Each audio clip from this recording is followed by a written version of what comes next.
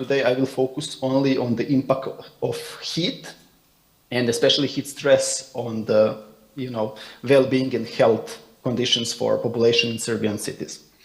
So what was the background and why did we decide to study these impacts in terms of hydrology and meteorology and human health? Well, for example, one study published this year in Nature Medicine suggested and showed that more than 61,000 excess heat-related deaths were among the population in Europe. So we are talking about Europe, a very developed continent, and still more than 60,000 deaths were excess and were connected to heat, especially the extremely high temperatures. So accordingly, there is nothing more precious than human lives. We need to study hydrometeorological conditions, especially, for example, those extremes related to temperatures, such as extremely high or low temperatures. So we had a project in Serbia that lasted during the last year, and some of the deliverables were also published during this year. It was about extreme heat in Serbia, and the funding was realized through the Global Disaster Preparedness Center, also the Red Cross and Red Crescent Climate Center, and the Global Heat Health Information Network. So this is the project that obtained this international financing, and in some way it also gave me some insights and the knowledge also to contribute to our ongoing Climate Med Erasmus Plus project. So in a way I combined these two in order to deliver a more holistic results. So what did we do? Well, we wanted to see, okay, climate change, global warming, and heat, how are they impacting Serbia, especially the population in Serbian cities? We noticed that there was a limited number of studies about this. Well, the limitation was usually temporal or spatial, so usually there would be a study only on a single city or only on a heat wave period, but there wasn't really comprehensive studies that would cover different cities in Serbia, different climate areas, and also different temporal resolution of studies, so in different seasons and so on. So we wanted to do a more holistic approach and to study this in more detail, and it was possible through these projects. And you will see what we did. We also have a project website, but of course I will share the presentation. I will not go to website at the moment, just so I can show you some other things. So what did we create during this project? Well, first thing, we wanted to create some reports for the government and for the local stakeholders. So we did about 20-year analysis of climate data, and we created climate and bioclimate reports for our countries. So what did we do? We used the data from around 40 stations. These are official weather stations in Serbia. Most of them are located at the outskirts of the city or at the airports or in the rural areas, but some of the stations are also located inside the urban areas, such as, for example, one is located in Belgrade, the capital. So still we could get this urban effect. We get the data about temperature, humidity, wind speed, cloudiness. And based on this, it was possible to use a microclimate model in order to calculate different thermal comfort indices. So this is related to the biometeorology of humans.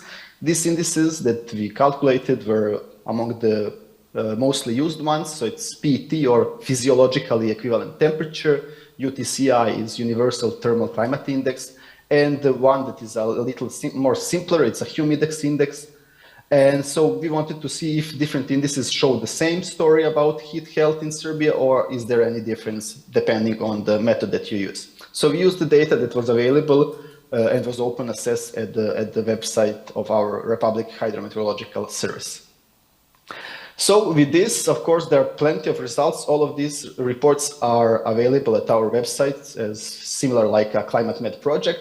Of course, because I'm in this presentation mostly focused on heat and temperatures and heat stress, I acknowledge this one big problem that we noticed, that in the past 2 or 3 decades, we noticed that, well, there was a substantial increase in temperatures in Serbia. So global warming is also a Serbian warming in this case, but also connected to this is increase in the thermal comfort indices values. So we also noticed that PET and UTCI also show substantial increases, and this was later on also published, and I will show you today.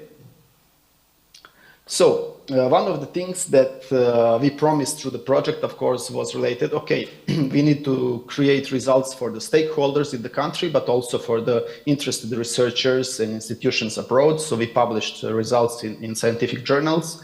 For us, very attractive journal for these topics was, of course, Journal of Biometeorology. So it connects biology and meteorology, so the impact of meteorological conditions on human health.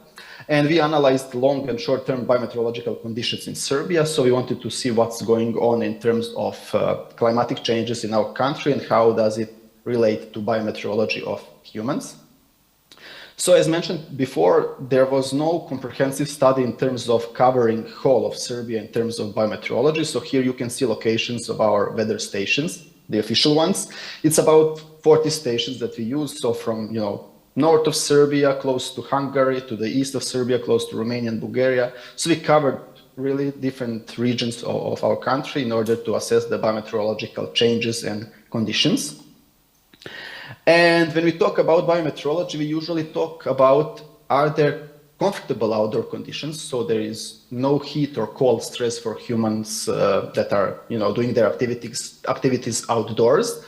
Or is there a heat stress or cold stress occurrence? So when we talk about annual conditions and when we use indices such as UTCI and Humidex, well, actually, it suggests that there is no substantial discomfort at these stations. If we use one of the, let's say, mostly used indices such as physiological equivalent temperature index, it suggests that on annual level across the country, there is a possibility that a slight to moderate cold stress occur. So on the annual level, actually, in our climatic zone, on an annual average, we can talk about even a slight cold stress. However, of course, if we want to narrow down the temporal resolutions to talk about, for example, summer season or heat wave period, yeah, of course, we don't talk about cold stress. Then we go and we talk about the heat.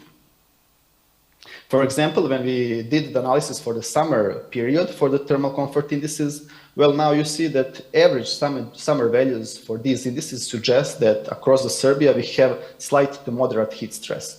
So what does this mean? When we talk about PET index, when the PET value is between 18 and 23 degrees Celsius, there is no heat stress and no cold stress. So this is comfortable condition.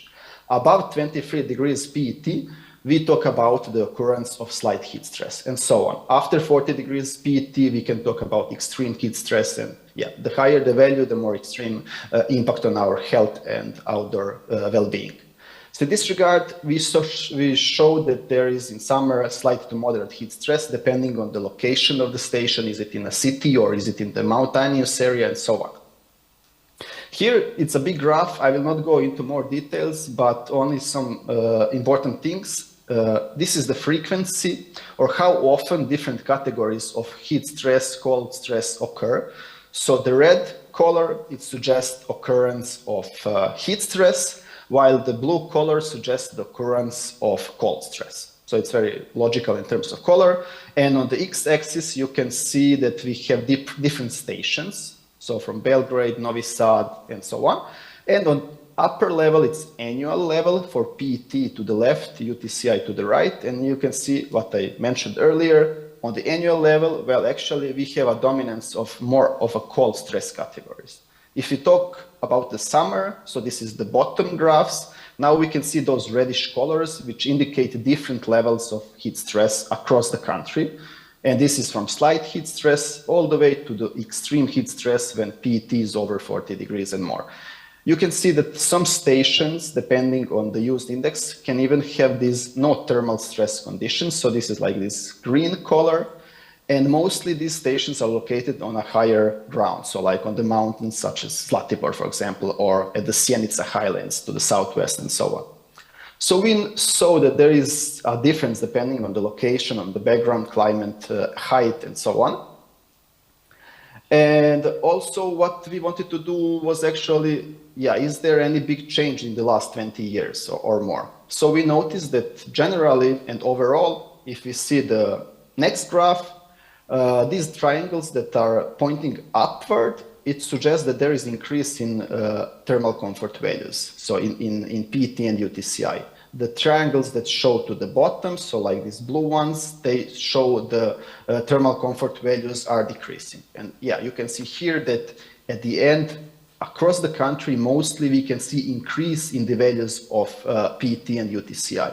So if we have increase, it suggests that we are shifting towards a hotter climate and a hotter biometeorological conditions for humans. So this was for PET. For left is annual, right is summer level. You can see that annual and summer, they're quite similar. So we have these increases in general, and usually they can even go above 2 degrees Celsius PET per decade. So we had 2 decades, so per decade it was even above 2 degrees Celsius. For UTCI, a similar pattern because it also feeds on the same data.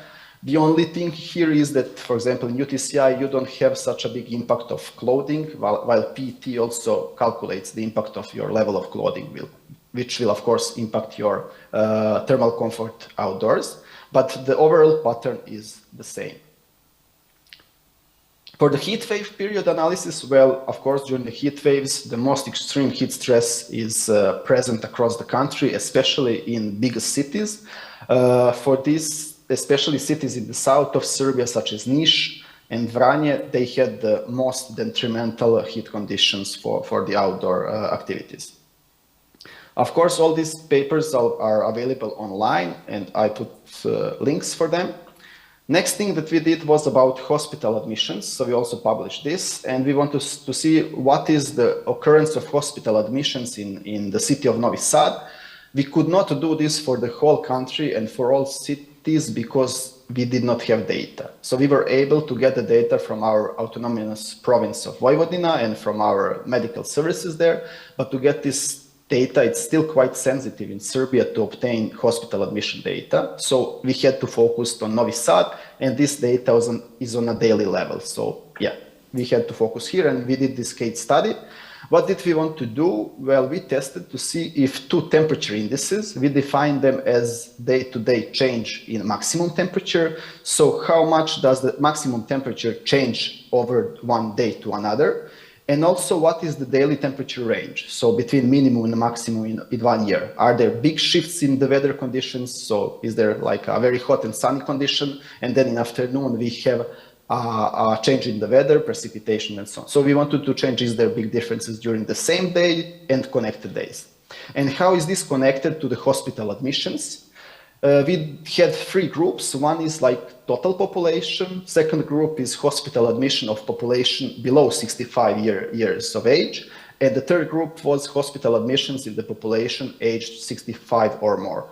Because we know that among the most vulnerable groups to heat conditions is actually older population above 65 years of age. So what did our results show? So they suggested that highest values of hospital admissions, so more frequent visits to the hospital, were prevalent in Novi Sad when the maximum temperature changed day to day between 6 and 10 degrees Celsius. So there was more hospital admissions when the temperature increased substantially from one day to another. This is especially true during heat waves when there is for example, 5 to 10 days period and there is more and more heat available in the city, for example, to impact your health, well-being, and unfortunately, sometimes it can lead to some consequences and you need to visit the hospital. Also, it was noticed that these impacts were very visible for population below 65 and for the overall. So this younger population in this regard showed that 1% increase in maximum temperature changes would lead to 1% increase in hospital admission. However, when we talk about daily temperature ranges, we noticed that they were more impactful on the people above 65 years of age. So if there was 1 degree Celsius increase in temperature range, we got about 1.6% increases in hospital admissions. So you can see that different thermal indices can be significant for different population groups. The last paper, I will also try to be short. It was about the effects of summer temperature on the mortality. So unfortunately, we go from hospital admissions where everything can be settled, you have medication, you're fine. But unfortunately, sometimes people can die due to extreme heat. And yeah, the first slide showed that last year, more than 60,000 people their deaths were related to heat in Europe. So our focus was on the mortality or the crude death rate. So this is a mortality per 100,000 people. And we focused on the hottest season. So it was about the heat, it was about the summer. And what did we get? What were our results published in this study? So we noticed that there was increase in the mortality in different cities such as Belgrade, Novi Sad, and so on. And for each 1 degree Celsius increase in temperature, there was about 2% increase in crude death rate mortality in these cities. So this was obtained. And also there was noticed a slightly higher risk for women. So we also did analysis depending on the sex or gender of the population. Other things that we did, we also in this project did science, but also we did outreach and awareness activities. So we had a hybrid workshop. So similar like this conference, there was a workshop for stakeholders, students, and citizens. Yeah, it was named like the project, Beat the Heat in Serbia. We also had our web pages, social media channels covered. There is also, all presentations are available on the YouTube.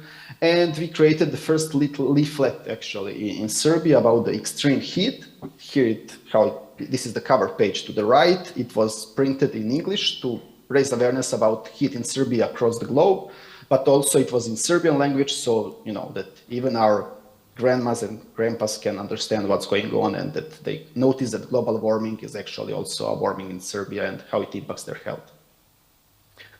For the conclusions, so this is a picture from Novi Sad, how it looks like during the summer days. We noticed the population in our urban but also non-urban areas were under a big impact of hydrometeorological conditions, especially high and extreme temperatures.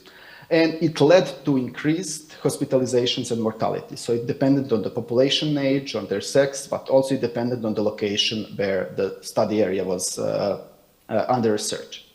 So yeah, the problem in Serbia is still that heat is the silent killer. So people are not thinking about heat as a problem. They usually think about heat going to Danube Strand Beach in Novi Sad. But unfortunately, we have groups of citizens that are very vulnerable, such as the older population with health and medical problems. So they need to get adequate information on time and get adequate treatment. And of course, we need to disseminate these results. We tried through our project to do it as much as possible and produce some inputs for the government and local stakeholders in Serbian language and also for population. And we need in the future, of course, more infrastructure, more plans to try to tackle these climate change impacts on health. Of course, projects such as Climate Med that raise awareness also for the medical students who will help us dealing with this in the future is very important.